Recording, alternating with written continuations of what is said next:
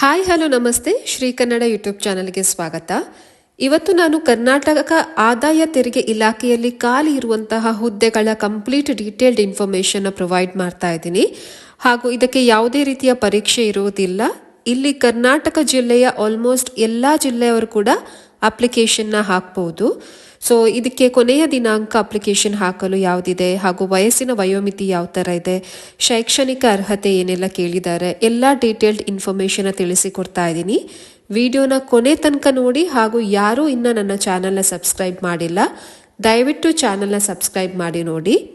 ಕರ್ನಾಟಕ ಮತ್ತು ಗೋವಾ ಪ್ರದೇಶದ ಆದಾಯ ತೆರಿಗೆ ಇಲಾಖೆಯು ಕೇಂದ್ರ ನೇರ ತೆರಿಗೆ ಮಂಡಳಿಯ ಯುವ ವೃತ್ತಿಪರ ಯೋಜನೆಯಡಿ ಯುವ ವೃತ್ತಿಪರರ ಭರ್ತಿಗಾಗಿ ಬೆಂಗಳೂರು ಪ್ರಧಾನ ಮುಖ್ಯ ಆದಾಯ ತೆರಿಗೆ ಆಯುಕ್ತರ ಕಚೇರಿ ಅಧಿಸೂಚನೆಯನ್ನು ಹೊರಡಿಸಲಾಗಿದೆ.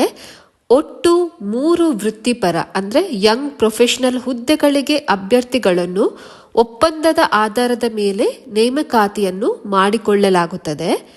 ಅರ್ಹತಾ ಮಾನದಂಡಗಳನ್ನು ಪೂರೈಸುವ ಆಸಕ್ತ ಮತ್ತು ಅರ್ಹ ಅರ್ಜಿದಾರರು ಅಧಿಕೃತ ಜಾಲತಾಣದಲ್ಲಿ ಅರ್ಜಿ ನಮೂನೆಯನ್ನು ಪಡೆದು ತುಂಬಿ ಮತ್ತೆ ಇಮೇಲ್ ವಿಳಾಸಕ್ಕೆ, ಅಂದರೆ ಇಮೇಲ್ ವಿಳಾಸ ಬಂದು BENGALURU.VOS@TAX.gov.in ಇದು ಇಮೇಲ್ ID, ಅಂದರೆ bengaluru.VOS@incometax.government.in ಜನವರಿ 8ರ ಒಳಗೆ ಕಳುಹಿಸಬೇಕಾಗುತ್ತದೆ.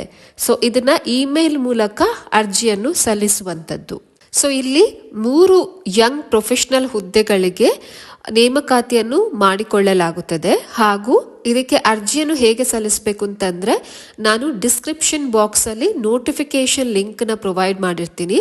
ಅಲ್ಲಿ ವಿಸಿಟ್ ಮಾಡಿ ನೀವು ಅಲ್ಲಿ ಅರ್ಜಿಯನ್ನ ಕೊಟ್ಟಿರ್ತಾರೆ, ಅರ್ಜಿ ನಮೂನೆಯನ್ನ ಏನ್ ಕೊಟ್ಟಿರ್ತಾರೆ ಅದನ್ನ ಡೌನ್ಲೋಡ್ ಮಾಡಿಕೊಂಡು ಅದನ್ನ ಫಿಲ್ ಮಾಡಿ ನೀವು ಇಮೇಲ್ ID ಏನ್ ಮೆನ್ಷನ್ ಮಾಡಿದ್ದಾರೆ bengaluru.VOS@incometax.government.in ಈ ಇಮೇಲ್ ಐಡಿಗೆ ಜನವರಿ 8ರ ಒಳಗೆ ನೀವು ಮೇಲ್ ಮಾಡಿ ಅರ್ಜಿಯನ್ನು ಸಲ್ಲಿಸುವಂಥದ್ದು.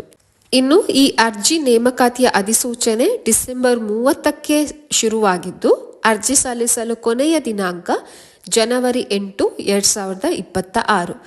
ಇನ್ನು ಶೈಕ್ಷಣಿಕ ಅರ್ಹತೆ ಬಗ್ಗೆ ನೋಡೋದಾದ್ರೆ, ಅಭ್ಯರ್ಥಿಗಳು ಮಾನ್ಯತೆ ಪಡೆದ ವಿಶ್ವವಿದ್ಯಾಲಯ ಅಥವಾ ಸಂಸ್ಥೆಯಿಂದ ಕಾನೂನಿನಲ್ಲಿ ಪದವಿ ಅಥವಾ ಸ್ನಾತಕೋತ್ತರ ಪದವಿ ಅಥವಾ ಚಾರ್ಟರ್ಡ್ ಅಕೌಂಟೆಂಟ್ ಕೋರ್ಸ್ನ ಮಾಡಿರಬೇಕಾಗುತ್ತದೆ. ಸೊ ಇಲ್ಲ ಮೆನ್ಷನ್ ಮಾಡಿದ್ದಾರೆ, ಒಂದು ಚಾರ್ಟರ್ಡ್ ಅಕೌಂಟೆಂಟ್ ಅಥವಾ ಸ್ನಾತಕೋತ್ತರ ಪದವಿ ಅಥವಾ ಕಾನೂನಿನಲ್ಲಿ ಪದವಿ. ಸೊ ಮಾನ್ಯತೆ ಪಡೆದ ವಿಶ್ವವಿದ್ಯಾಲಯದಲ್ಲಿ ಈ ಮೂರರಲ್ಲಿ ಯಾವುದಾದ್ರೂ ಒಂದನ್ನು ಕೂಡ ಕಂಪ್ಲೀಟ್ ಮಾಡಬಹುದು. ಇನ್ನು ಈ ಒಂದು ಪೋಸ್ಟ್ಗೆ ಅರ್ಜಿ ಸಲ್ಲಿಸಲು ವಯೋಮಿತಿ ಡೀಟೇಲ್ಸ್ನ ನೋಡ್ಕೊಳ್ಳೋಣ. ಸೊ ಇಲ್ಲಿ ವಯೋಮಿತಿ ಡೀಟೇಲ್ಸ್, ಗರಿಷ್ಠ ವಯಸ್ಸಿನ ಮಿತಿ ಬಂದ್ಬಿಟ್ಟು 35 ವರ್ಷಗಳು ಕೊಟ್ಟಿದ್ದಾರೆ.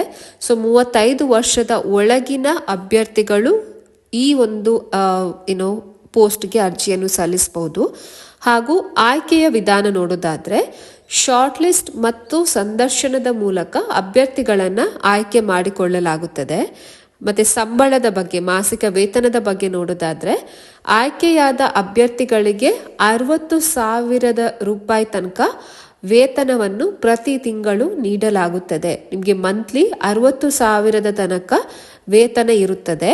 ಮತ್ತೆ ಅರ್ಜಿ ಶುಲ್ಕ ಏನು ಮೆನ್ಷನ್ ಮಾಡಿಲ್ಲ. ಸೊ ಇಮೇಲ್ ಮೂಲಕ ನೀವು ಕಳಿಸಿರೋದ್ರಿಂದ ಅದರಲ್ಲಿ ಶಾರ್ಟ್ ಲಿಸ್ಟ್ ಮಾಡಿ ಸೆಲೆಕ್ಷನ್ ಪ್ರೊಸೆಸ್ ನಡೆಯುವುದರಿಂದ ಅರ್ಜಿ ಶುಲ್ಕ ಯಾವುದು ಮೆನ್ಷನ್ ಮಾಡಿಲ್ಲ. ಸೊ ಇದಿಷ್ಟು ಡೀಟೇಲ್ಡು. ಇನ್ನು ಯಾವ ಥರ ಅರ್ಜಿ ಸಲ್ಲಿಸುವುದು ಅಂತ ನೋಡ್ಕೊಳ್ಳೋಣ. ಸೊ ಮೊದಲನೇದಾಗಿ ಇದು ಆಫ್ಲೈನ್ ಮೂಲಕ ಅರ್ಜಿ ಸಲ್ಲಿಸುವಂಥದ್ದು, ಆನ್ಲೈನ್ ಮೂಲಕ ಅಲ್ಲ. ಆಫ್ಲೈನ್ ಮೂಲಕ ನೀವು ಇಮೇಲ್ ಐಡಿಗೆ ನಿಮ್ಮ ಡೀಟೇಲ್ಡ್ ಅನ್ನ ಫಿಲ್ ಮಾಡಿಬಿಟ್ಟು ಸಲ್ಲಿಸುವಂಥದ್ದು. ಸೊ ಯಾವ ರೀತಿ ಅಂತ ನೋಡ್ಕೊಳ್ಳೋಣ. ಮೊದಲನೇದಾಗಿ ನೀವು ಅಧಿಕೃತ ವೆಬ್ಸೈಟ್ಗೆ ವಿಸಿಟ್ ಮಾಡಬೇಕಾಗತ್ತೆ. ಅಂದರೆ ಮೊದಲನೇದಾಗಿ ಅಭ್ಯರ್ಥಿಗಳು ಆದಾಯ ತೆರಿಗೆ ಇಲಾಖೆ ಕರ್ನಾಟಕ ಮತ್ತು ಗೋವಾ ವಲಯದ ಅಧಿಕೃತ ಜಾಲತಾಣ ವೆಬ್ಸೈಟ್ಗೆ ವಿಸಿಟ್ ಮಾಡಬೇಕಾಗತ್ತೆ. ವೆಬ್ಸೈಟ್ ಲಿಂಕ್ನು ನಾನು ಡಿಸ್ಕ್ರಿಪ್ಷನ್ ಬಾಕ್ಸಲ್ಲಿ ಕೊಟ್ಟಿರ್ತೀನಿ. ಲಿಂಕ್ ಬಂದ್ಬಿಟ್ಟು ವೆಬ್ಸೈಟ್ ಅಡ್ರೆಸ್ ಬಂದ್ಬಿಟ್ಟು www.incometexkarnataka.goa.government.in. ಸೊ ಇದನ್ನು ನಾನು ಡಿಸ್ಕ್ರಿಪ್ಷನಲ್ಲಿ ಕೊಟ್ಟಿರ್ತೀನಿ, ಅದಕ್ಕೆ ವಿಸಿಟ್ ಮಾಡಿ. ಅದಾದಮೇಲೆ ನಿಮಗೆ ಜಾಹೀರಾತು ಅಂದರೆ ಲಿಂಕ್ ಇರುತ್ತೆ. ಜಾಹೀರಾತು ಅಂದರೆ ನಿಮಗೆ ಅದರದ್ದು ನೋಟಿಫಿಕೇಷನ್ನ ಲಿಂಕ್ ಕೊಟ್ಟಿರ್ತಾರೆ, ಅದನ್ನು ನಾನು ಡಿಸ್ಕ್ರಿಪ್ಷನ್ ಬಾಕ್ಸಲ್ಲಿ ಕೊಟ್ಟಿರ್ತೀನಿ. ಅದನ್ನು ಡೈರೆಕ್ಟಾಗಿ ನೀವು ಕ್ಲಿಕ್ ಮಾಡಿ ಡೌನ್ಲೋಡ್ ಮಾಡ್ಕೋಬೋದು. ಅರ್ಜಿ ನಮೂನೆಯನ್ನು ಏನು ಕೊಟ್ಟಿರ್ತಾರೆ ಅದನ್ನ ಡೌನ್ಲೋಡ್ ಮಾಡ್ಕೋಬೇಕಾಗತ್ತೆ. ಅರ್ಜಿ ನಮೂನೆಯಲ್ಲಿ ಏನಿಲ್ಲ ಅಂದರೆ ನಿಮ್ಮದು ಡೀಟೇಲ್ಡ್ ಎಲ್ಲ ಕೇಳಿದ್ದಾರೆ. ಅಪ್ಲಿಕೇಶನ್ ಫಾರ್ಮ್ ಅಂತ ಇದೆ, ಕೆಳಗಡೆ ನೀವು ಸ್ಕ್ರೋಲ್ ಮಾಡಿದರೆ ಪೇಜ್ ನಂಬರ್ 5ರಲ್ಲಿ ಚೆಕ್ ಮಾಡಿ, ಅಲ್ಲಿ ನಿಮಗೆ ಅಪ್ಲಿಕೇಶನ್ ಫಾರ್ಮ್ನ ಕೊಟ್ಟಿದ್ದಾರೆ. ನಿಮಗೆ ರೈಟ್ ಸೈಡಲ್ಲಿ ನಿಮ್ಮದು passport size photo, recent passport size ಫೋಟೋನ ಅಟ್ಯಾಚ್ ಮಾಡಬೇಕು. ಮತ್ತು ಬೇಸಿಕ್ ಡೀಟೇಲ್ಸ್ ಅಂದರೆ name, father name, date of birth, gender, nationality, address, phone number, email ID, locality, ಮತ್ತು ಕ್ವಾಲಿಫಿಕೇಷನ್ ಆಗಿರ್ಬೋದು. ಎಲ್ಲ ಕ್ವಾಲಿಫಿಕೇಷನ್ ಕೇಳಿದ್ದಾರೆ, ಸೊ ಅದನ್ನ ಮೆನ್ಷನ್ ಮಾಡಬೇಕು. ಮತ್ತು ಡಾಕ್ಯುಮೆಂಟ್ಸ್ನ ಕೇಳಿದ್ದಾರೆ. ಡಾಕ್ಯುಮೆಂಟ್ಸ್ ಅಂದರೆ ಯಾವುದಾದ್ರೂ ಕೆಲಸದಲ್ಲಿ ಎಕ್ಸ್ಪೀರಿಯನ್ಸ್ ಇದ್ದರೆ, ನಂಬರ್ ಆಫ್ ಟೋಟಲ್ ಎಕ್ಸ್ಪೀರಿಯನ್ಸ್, ಮತ್ತು ಆ ಹಳೆ ಕಂಪ್ನಿದು ಆರ್ಗನೈಸೇಷನ್ ನೇಮ್ ಕೇಳಿದ್ದಾರೆ, ಹಾಗೂ ಇತರ ರಿಲೆವೆಂಟ್ ಎಕ್ಸ್ಪೀರಿಯನ್ಸ್ ಡೀಟೇಲ್ಸ್ನ ಕೇಳಿದ್ದಾರೆ. ಅದನ್ನೆಲ್ಲವನ್ನ ನೀವು ಅಟ್ಯಾಚ್ ಮಾಡಿ ನೀವು ಸಬ್ಮಿಟ್ ಮಾಡುವಂಥದ್ದು, ಅಂದರೆ ಇಮೇಲ್ ಥ್ರೂ ನೀವು ಅಪ್ಲಿಕೇಶನ್ನ ಹಾಕುವಂಥದ್ದು.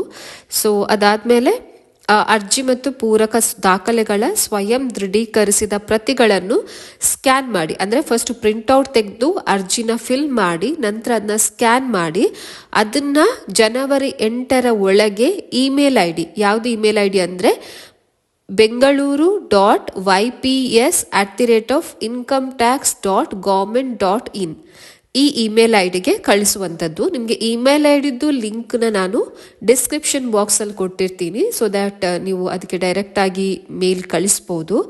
ಸೊ ಇದಿಷ್ಟು ಮಾಹಿತಿ, ಇದಿಷ್ಟು ನಾನು ಯಾವ ಥರ ಅಪ್ಲೈ ಮಾಡೋದು, ಅರ್ಹತೆ ಏನು, ಇದರದ್ದು ಕಂಪ್ಲೀಟ್ ಡೀಟೇಲ್ಸ್ನ ಕೊಟ್ಟಿದ್ದೀನಿ ಆಲ್ರೆಡಿ. ಇದಿಷ್ಟು ಮಾಹಿತಿ ಅಂದರೆ ಕರ್ನಾಟಕ ಆದಾಯ ತೆರಿಗೆ ಇಲಾಖೆಯಲ್ಲಿ ಖಾಲಿ ಇರುವಂತಹ ಹುದ್ದೆಗಳಿಗೆ ಅರ್ಜಿಯನ್ನು ಹೇಗೆ ಸಲ್ಲಿಸಬೇಕು ಹಾಗೂ ಇತರ ಡೀಟೇಲ್ಡ್ ಕಂಪ್ಲೀಟ್ ಇನ್ಫಾರ್ಮೇಷನ್ ಕೊಟ್ಟಿದ್ದೀನಿ.